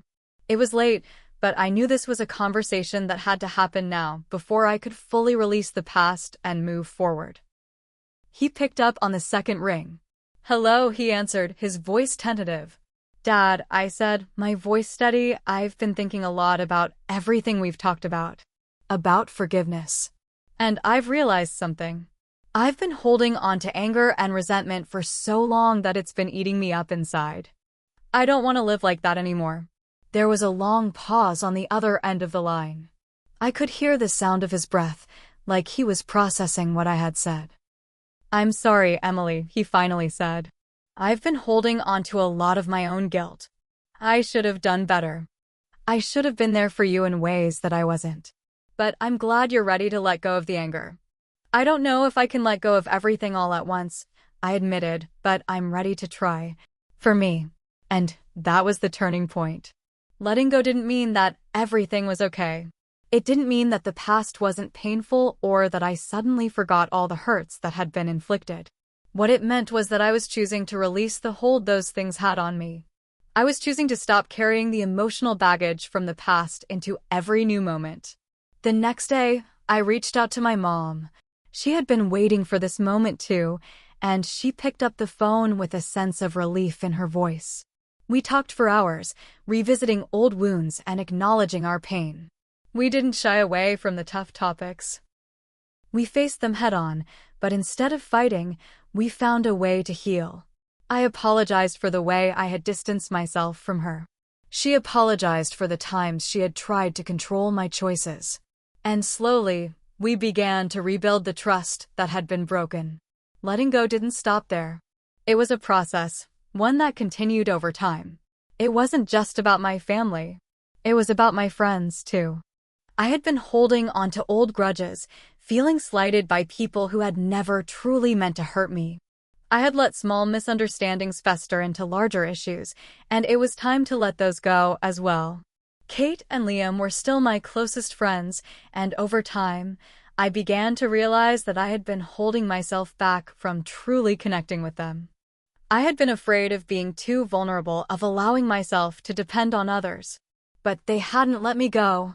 They had stood by me through thick and thin, even when I had pushed them away. One afternoon, I invited them over for a casual get-together. I made lunch, and we spent the day chatting and laughing, just like we had when we first met. There were no walls between us, no pretenses. For the first time, I felt truly seen and heard, and I realized that the friendships I had cultivated were more valuable than I had given them credit for. I also took a hard look at myself. What had I been holding onto internally? What part of me was still resisting change? I had to confront my own fears and insecurities, the parts of me that felt unworthy of love or success. It wasn't easy. There were nights when I sat awake, wrestling with my thoughts, wondering if I was making the right decisions. But every day, I took another step forward. I forgave myself for the mistakes I had made. I stopped punishing myself for not being perfect. And with that, I felt a weight lift from my shoulders. It was like I could breathe again. The most liberating thing about letting go wasn't just the relief that came from forgiving others, it was the peace that came from forgiving myself. I had spent so much of my life carrying around the weight of past regrets, letting them dictate who I was and how I saw myself. But as I let go of that burden, I realized that I was no longer bound by my past. I was free to create the future I wanted. I was free to be the person I had always longed to be. Emily, Kate said to me one day as we sat on my porch sipping coffee, "You seem different. Lighter. What's going on?" "I think I'm finally learning to let go," I said with a smile. "And it feels pretty damn good." For years, I had let my past dictate my future. I had let my family's expectations, my mistakes, and my fears define who I was and what I could achieve. I had been a passenger in my own life, letting things happen to me rather than taking control. But the moment I realized I had the power to let go of my past, I also realized I had the power to build my future. It wasn't just about forgiveness. It wasn't just about mending relationships or healing old wounds. It was about actively creating the life I wanted to live. I could no longer sit back and wait for things to change. I had to make the change. The first thing I did was sit down and write out my goals. It felt like an overwhelming task at first. How could I possibly define the life I wanted after all this time? But as I started to jot down the things that mattered most to me, the path became clearer. I wanted a career I was passionate about. I wanted a home that felt like my sanctuary, not just a place to sleep. I wanted friendships that were real, deep, and supportive. I wanted to feel proud of who I was, no matter what had happened in the past. I started with my career. I had always dreamed of being a writer, but I had spent years second-guessing myself. I told myself I wasn't good enough, that it was too late, that I would never be successful. But no more. I had a story to tell, and it was time to share it with the world. I dusted off the manuscript I had been working on for months. It was rough, unpolished, but it was mine. I had poured pieces of my soul into those pages. And for the first time in a long while, I believed it was worth something. I reached out to a few literary agents, sent out some query letters, and within a few weeks, I received a response. A publishing house was interested in my work. I couldn't believe it. It wasn't a guarantee of success, but it was a step in the right direction. I had taken the first action toward the life I wanted, and it felt damn good. Next, I focused on my living space. I had spent so many years in apartments and houses that never felt like home. They were just places I existed. But I wanted more than that. I wanted a space that reflected who I was now, a person who was embracing change and ready to live fully. I decided to move into a new place. It was a small cottage on the edge of town, with a view of the woods and a cozy porch where I could sit and write. It wasn't a grand mansion, but it was perfect for me. It was a space where I could be myself, without judgment or expectation. I painted the walls a soft shade of blue, hung up some old paintings, and filled it with plants and books. For the first time in a long time, I felt at peace in my own space. But building the life I wanted wasn't just about physical things. It was also about my emotional health and well-being. I had spent so much time living in the shadow of my past, but now I was determined to focus on my mental health. I started meditating every morning, taking time to center myself before the day began. I began journaling again, not just about my writing, but about my feelings, my fears, and my hopes for the future. I took walks in the woods to clear my mind, and I made sure to carve out time for myself, whether it was reading a book or just sitting in silence. I was learning how to nourish my soul. As I began to build this new life, I found myself reaching out more to the people who mattered most to me. Kate and Liam were still my closest friends, and they were there for every step of the journey. We talked about our dreams, our struggles, and our hopes for the future. They had been with me through so much, and I was grateful for their unwavering support. I also reconnected with other old friends. It was strange at first, reopening old chapters, but it felt good. I wasn't the same person I had been, and neither were they. We had all changed, but in the best possible way. I started hosting small dinners at my new home, inviting friends over to laugh, share stories, and create new memories. My relationships were evolving into something healthier and more fulfilling. I wasn't holding onto past grudges or fears anymore. I was just enjoying the people who had been there through it all, and I was letting new people into my life without hesitation. One afternoon, I was sitting on my porch, reading a book, when I heard a knock on the door. I opened it to find my father standing there, holding a bouquet of flowers. "Hey, kid," he said, his voice warm but hesitant. "I thought I'd come by and see how you're doing." I invited him in, and we sat together at the kitchen table, just like we used to. There was no tension, no lingering bitterness. It was just a father and daughter reconnecting and sharing the small details of their lives. "I'm proud of you," he said quietly, looking around at my new home. "I can see that you've really made something of yourself." I smiled. "I'm still building it, but I'm getting there." We talked for hours about everything and nothing. It was one of the most peaceful conversations we'd ever had. Building the life I wanted didn't mean that everything was perfect. There were still challenges, still moments of doubt, and still parts of my past that I had to keep working through. But I was no longer afraid of those things. I was no longer afraid of the future. I was creating it.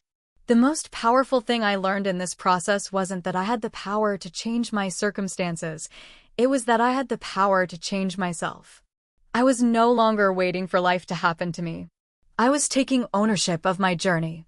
And that was the most empowering feeling of all. Success isn't a straight path. It's more like a winding road, full of unexpected detours, potholes, and bumps along the way. I had spent so much of my life dreaming about what success would look like, what it would feel like to finally achieve my goals. And when it came, I was overwhelmed with joy, but I was also blindsided by something I didn't expect, the struggles that came with it. It was easy to imagine success as a shining moment, like a destination where everything would fall into place. But the truth was, success wasn't the end of the road. It was just another beginning. It had been a few months since I had signed my book deal, and everything was moving faster than I had ever anticipated. There were deadlines to meet, edits to make, promotional events to attend.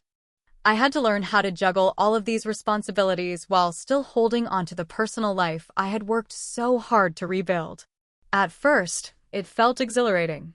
The emails, the meetings, the creative collaborations, it all seemed like a dream come true. I was living the life I had always wanted, and it felt like the possibilities were endless. I was finally in control of my career, my story was being shared, and people were actually reading my work. But as the months went by, I began to feel the weight of all the pressure.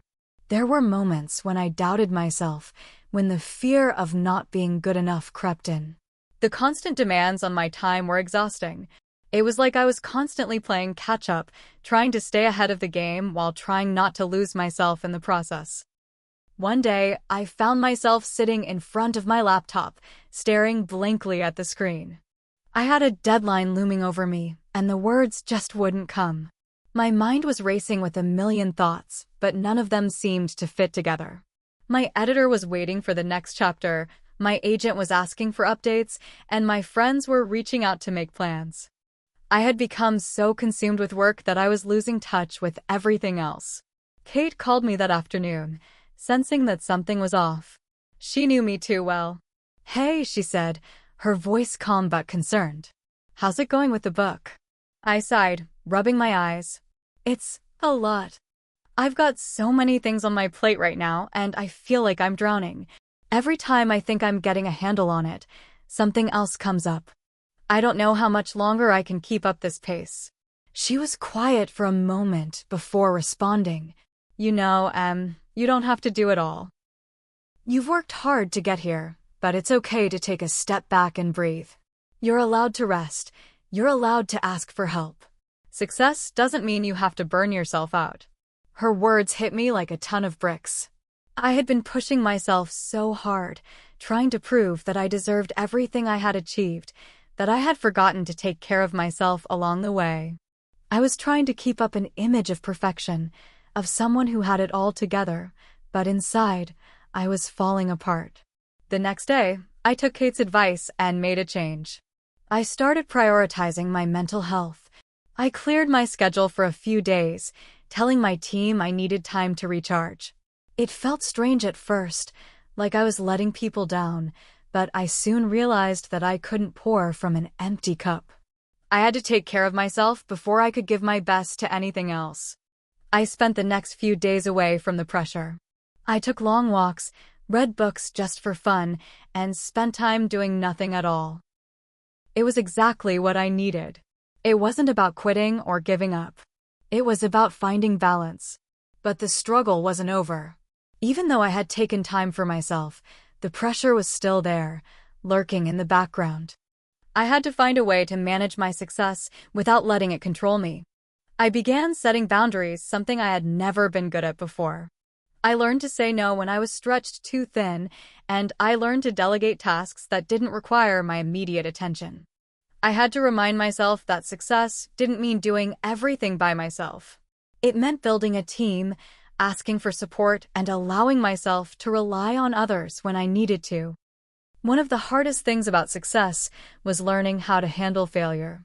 The higher you rise, the more visible your mistakes become. I had always feared failure, but as I put my work out into the world, I realized that failure wasn't something to avoid. It was part of the journey. I made mistakes. I received critical feedback. Not everyone loved my book, and not every review was glowing. But each setback taught me something valuable. I started seeing failure as a stepping stone instead of a roadblock. It wasn't an indication that I wasn't good enough. It was a sign that I was trying, learning, and growing. And that made all the difference.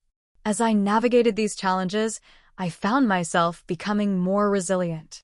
Success wasn't about avoiding the struggles. It was about embracing them and using them as fuel for growth. Every setback, every difficult moment, was an opportunity to become stronger and more capable. I began to redefine what success meant to me. It wasn't about achieving everything at once or never facing challenges. It was about doing my best, learning from my mistakes, and finding peace in the process. One night, after a particularly tough week of juggling deadlines, I sat down on my porch with a glass of wine, reflecting on how far I had come. I had made it. I had achieved what I had always dreamed of, but the road was nothing like I had imagined. It was messy. It was exhausting. But it was mine. The most important lesson I had learned was that success wasn't an end. It was a continuous process. It wasn't about achieving perfection or avoiding struggle. It was about showing up day after day and doing the work. And in that work, I found meaning. Success, I realized, was not just about the destination. It was about the journey. Success had brought me many things, opportunities, recognition, and a sense of achievement. But it also brought something I hadn't anticipated, the overwhelming pressure to keep up. The more I achieved, the more I felt like I had to prove myself. There were days when the weight of expectations, both from others and from myself, was too much to bear. In the midst of it all, I realized something crucial. True success wasn't just about what I accomplished. It was about finding peace within myself, regardless of external circumstances. For years, I had ignored the need to take care of my emotional and mental well-being. I had been so focused on building my career and meeting my goals that I had neglected the one thing that truly mattered, my inner peace. And now, I was starting to understand just how important that peace was. It began with a simple realization: I couldn't keep running on empty. I had spent so much time pushing myself to the limit, thinking that I could outwork my stress or outlast my exhaustion. But no matter how many accomplishments I stacked up, I was left feeling unfulfilled. I had checked off all the boxes, but something was still missing. I needed to learn how to listen to myself. I decided to take a step back. The first step was giving myself permission to slow down. I had been conditioned to believe that if I wasn't constantly busy, I wasn't achieving. But that mindset was exhausting. I needed to honor my need for rest and relaxation. I needed to stop measuring my worth by how much I could do in a day. One of the first changes I made was to implement a daily practice of mindfulness. I started meditating every morning before I even checked my phone or opened my laptop. I had never really given meditation a try before, but I was willing to try anything that might help me find some peace. At first, it felt awkward, like I wasn't doing it right. But over time, I began to notice subtle shifts in how I felt. The noise in my head started to quiet, and I felt more grounded. I also made time for things I had neglected. Things that brought me joy and allowed me to reconnect with my true self. I started gardening again, something I used to love doing when I was younger. There was something about planting seeds and watching them grow that helped me feel more connected to the earth and to myself. I would spend hours in my garden, not thinking about deadlines or emails, just being present in the moment. Another thing I rediscovered was journaling. I had always used writing as a form of expression, but I had stopped journaling when life got too busy. Now, I wrote not just about my work or my goals, but about my feelings, my fears, my hopes, and my dreams. It was a way for me to release the stress that had been building up inside and to gain clarity on what truly mattered to me. The more I focused on my emotional and mental well-being, the more I realized that peace was not something I could attain by achieving more. It wasn't about success, validation, or external accomplishments. It was something I had to cultivate within myself. And the key to finding that peace was letting go of the need for constant perfection. I began to embrace my imperfections, my flaws, my mistakes, and my vulnerabilities. I stopped holding myself to impossible standards. I wasn't perfect, and that was okay. I didn't need to have everything figured out. I didn't need to be the best at everything I did. What mattered was that I was doing my best in each moment. As I started to find this inner peace, I noticed other changes in my life as well. I stopped comparing myself to others. I stopped chasing after goals that weren't aligned with my true self. I started to focus more on what made me happy, rather than what I thought I should be doing. My relationships with the people who mattered to me also became stronger. I found myself being more present with Kate, Liam, and my family. I wasn't distracted by work or overwhelmed by stress. I was able to enjoy the moments I had with them without worrying about what was next. One of the most profound lessons I learned during this time was that peace wasn't a destination. It was a practice. It wasn't something I could achieve once and then forget about. It was something I had to actively cultivate every day. It required self-compassion, self-awareness, and the willingness to slow down and be present. Of course, there were still moments of doubt, moments when the pressure would creep back in. There were days when I felt overwhelmed, when the weight of my responsibilities felt like too much. But now I knew how to handle those moments. I had learned to take a step back, breathe, and refocus. I had learned that it was okay to not have all the answers and that I didn't need to do everything on my own. It wasn't about avoiding stress or difficulty. It was about learning how to find peace within those challenges. It was about accepting that life was messy and imperfect, and that was what made it beautiful. As I continued to build my career, I found that success took on a new meaning. It wasn't just about publishing books or hitting milestones. It was about creating a life that felt fulfilling and aligned with my values. It was about living with intention and making space for what truly mattered. I began to see my success not as a destination, but as a journey where peace, joy, and growth were just as important as accolades or achievements. One evening, after a long day of writing and meetings, I sat outside on my porch, the cool breeze brushing against my skin. The sky was painted with shades of pink and orange as the sun set behind the trees. I closed my eyes, took a deep breath, and felt a sense of peace wash over me. I had everything I needed right here in this moment. I had learned that inner peace wasn't found in success, in validation, or in the pursuit of perfection. It was found within me, in the quiet moments, in the ability to be present and embrace life as it came. And that, I realized, was the most important kind of success. The journey I had been on was unlike anything I could have ever imagined. Success, for all its glitter and glory, had shown me just how fragile life could be. Despite everything I had achieved, I still struggled with a deep sense of uncertainty. The world around me seemed to be moving faster and faster, and yet I felt like I was running in place, unsure of where I was headed next. But somewhere along the way, something changed. It was subtle at first, like a faint whisper in the back of my mind, and then it grew louder until I couldn't ignore it anymore.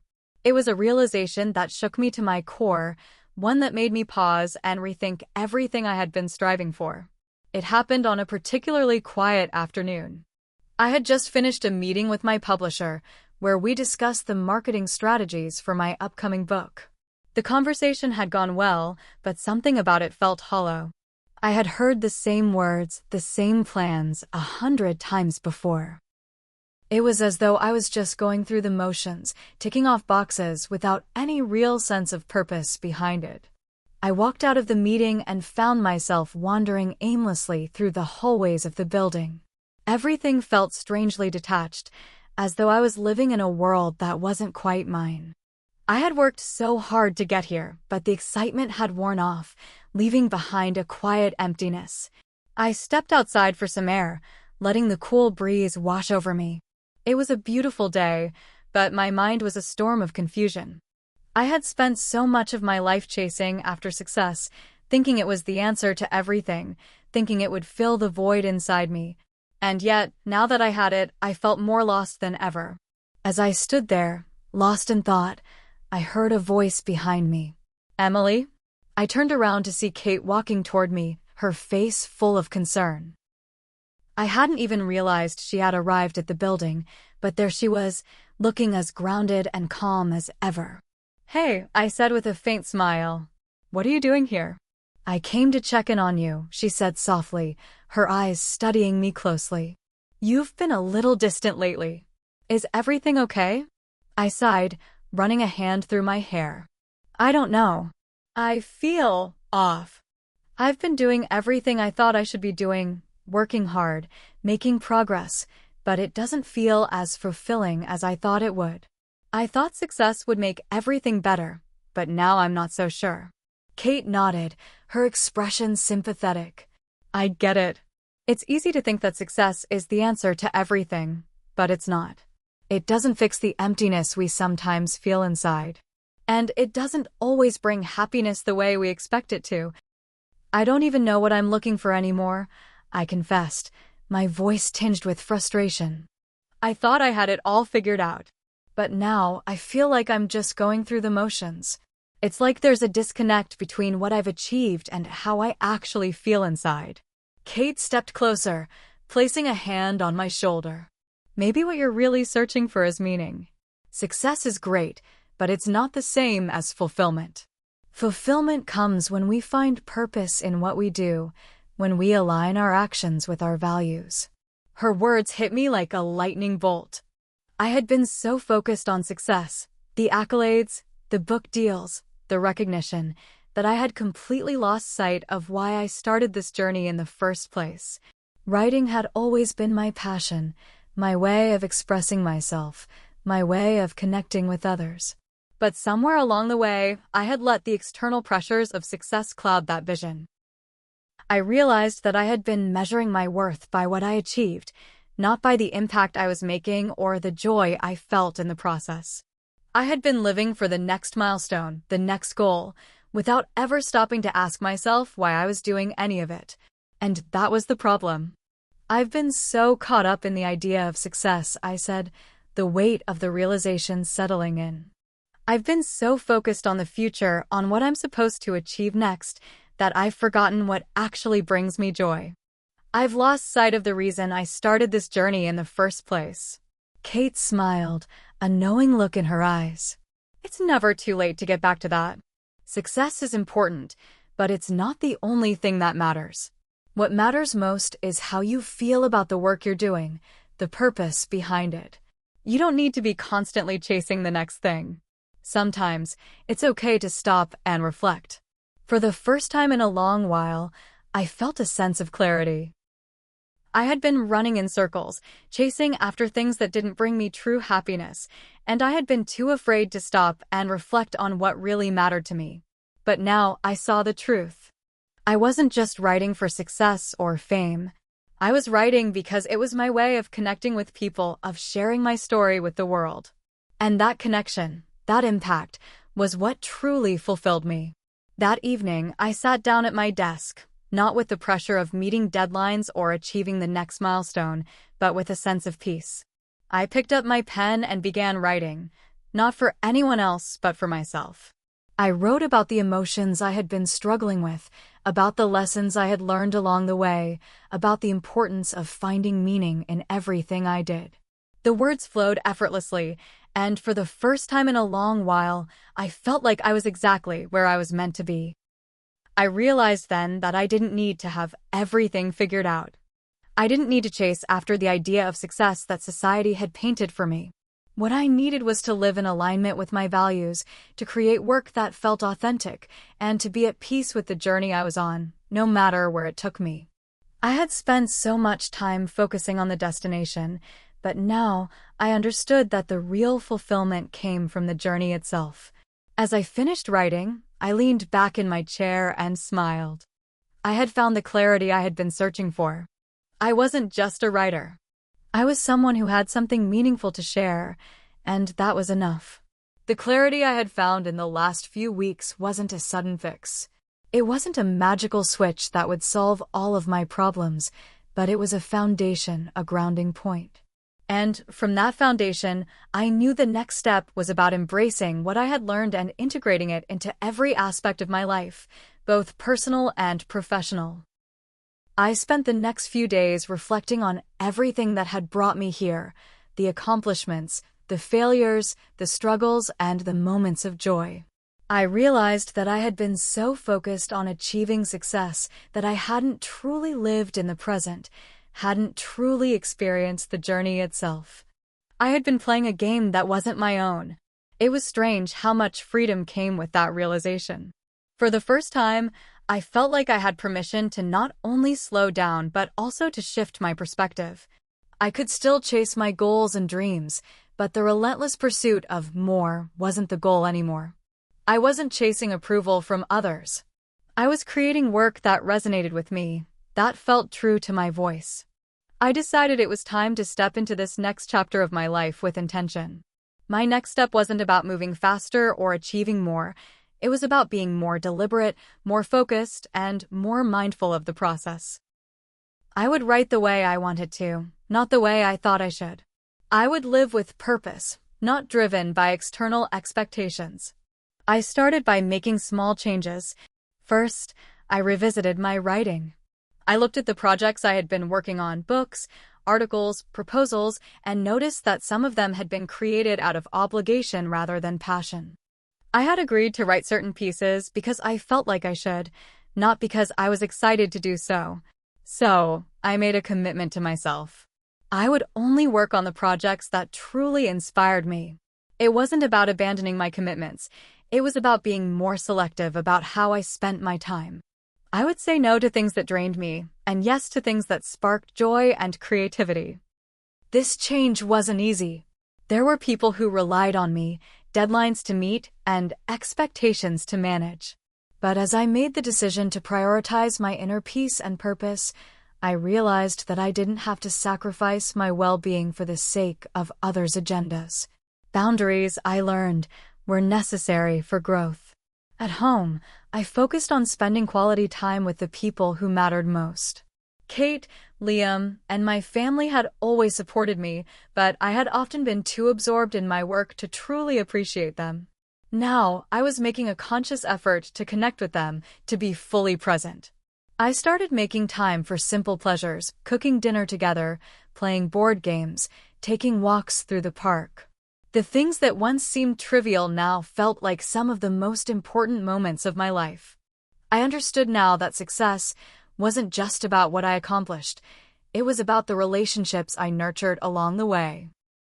Kate and I often talked about these changes, and she was right there with me, supporting my decision to realign my life with my values.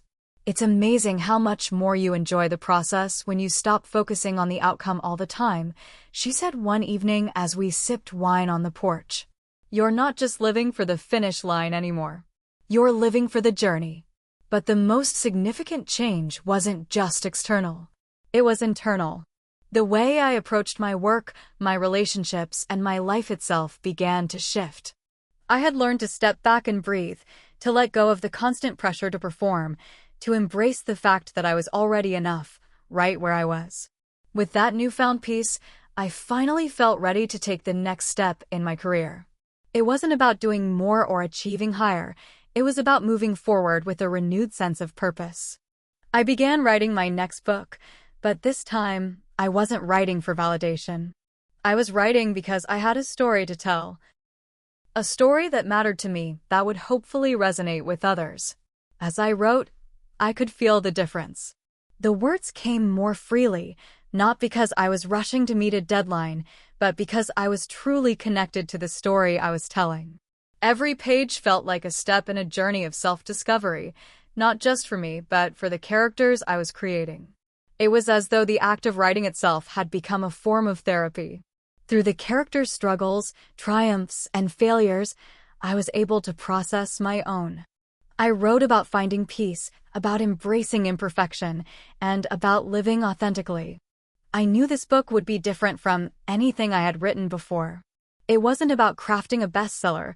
It was about telling a story that was deeply meaningful to me, in hopes that it would be meaningful to someone else. But it wasn't just about writing. It was about stepping into a new role, a role that felt more aligned with who I truly was. I began to take on new projects that felt like an extension of my passion and purpose. I joined a writing mentorship program where I could help other aspiring authors who were struggling with the same challenges I had faced. It felt so rewarding to pass on the lessons I had learned, to give others the tools to not only succeed, but to find fulfillment in their own work. At the same time, I took up speaking engagements where I shared my journey, not just as an author, but as someone who had come to understand that true success was about more than just what we achieve. It was about how we choose to live, the impact we have on others, and the joy we find in the process of growth. As I continued to move forward, I felt a deep sense of gratitude for the journey I had been on. I had learned that success wasn't a destination, but a way of living. It was about finding meaning in every step, embracing the bumps along the way, and celebrating the progress, not just the end result. The next step was about embracing the full picture, the highs and the lows, the lessons and the challenges, and finding peace in knowing that I was exactly where I needed to be. I wasn't striving for perfection. I was simply striving to be my authentic self and to live in alignment with my values. As I sat in the quiet of my writing studio, the sun setting outside the window, I couldn't help but feel a deep sense of gratitude. This journey I had been on, this wild, unpredictable, and at times painful journey, had brought me to a place of clarity and peace. I had circled back to a place of understanding that life isn't about getting to a destination but about living authentically in each and every moment. A year ago, I had been caught in the whirlwind of success, chasing external goals that I thought would bring me fulfillment. And yet, it wasn't until I stepped back, reevaluated everything, and embraced the real reasons I started my career that I began to find true happiness.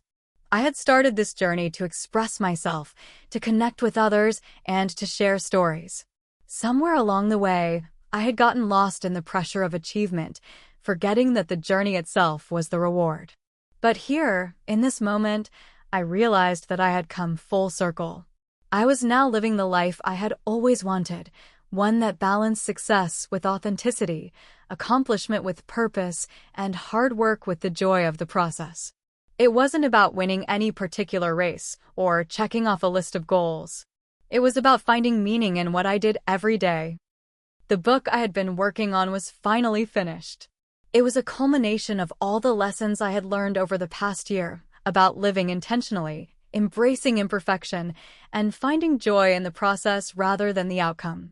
As I looked at the pages in front of me, I realized how much I had grown. This was my truest work yet, written from the heart and not just the mind. I picked up my phone and sent a message to Kate. The book is done. I'm proud of it, not because of how it will be received, but because of what it represents. It's the story I've always wanted to tell. I couldn't have gotten here without your support. Her response came almost instantly. I'm so proud of you, Emily. I've watched you transform over the past year, and I'm in awe of your journey. You've always had the strength to do this, but now you've found the courage to live it out. I can't wait to read it." It felt good to hear those words, but even better was the sense of fulfillment that came with knowing I was on the right path. This wasn't just about having a book published. It was about the transformation I had undergone, becoming the person I was always meant to be. I took a deep breath and reflected on the milestones that had brought me here. The challenges, the highs and lows, the moments of doubt, and the victories, both big and small. Every step had led me to this point, and I wouldn't change a thing. Every setback had been a lesson in disguise, every failure a chance to rise again, stronger and more determined. I thought back to when I had felt like I was at a crossroads, unsure of where I was headed. I had spent so much time looking ahead, always thinking the next big thing would be the key to my happiness. But I had learned that happiness wasn't found in a destination. It was found in the everyday moments. The laughter of friends and family, the satisfaction of creating something meaningful, the stillness of a quiet evening when everything felt right. As I sat in that moment of reflection, I realized that the journey had always been the point. The path had shaped me, and I had shaped it in return. The challenges had tested me, and the victories had reminded me why I kept going. It was a beautiful cycle, one that I would continue to embrace for the rest of my life. The next step in my journey was clear. It wasn't about chasing more success or building a bigger platform. It was about living fully, with intention and authenticity. It was about continuing to write, continuing to share my voice, and continuing to inspire others to do the same. I had learned to embrace the messiness of life, the imperfections, and the unknowns. I had learned to let go of the need for constant validation and instead find peace in doing the work I love. I had learned that the most fulfilling things in life weren't always the easiest, but they were always worth it. The world outside my window had turned dark, the sky painted with stars. I leaned back in my chair and smiled, content. There was still so much to explore, so many more stories to tell, and yet, in this moment, I felt complete. I had come full circle not because I had arrived at some final destination, but because I had found peace with the journey itself. And with that, I closed my eyes and took a deep breath, feeling the weight of the past year settle into a sense of calm. The future was uncertain, but for the first time in a long time, I was okay with that. I was no longer chasing an outcome. I was simply living, and that was enough. What about you? Have you come full circle in your own journey? What have you learned along the way that has shaped who you are today? Hit subscribe. The journey continues, and it's never truly over.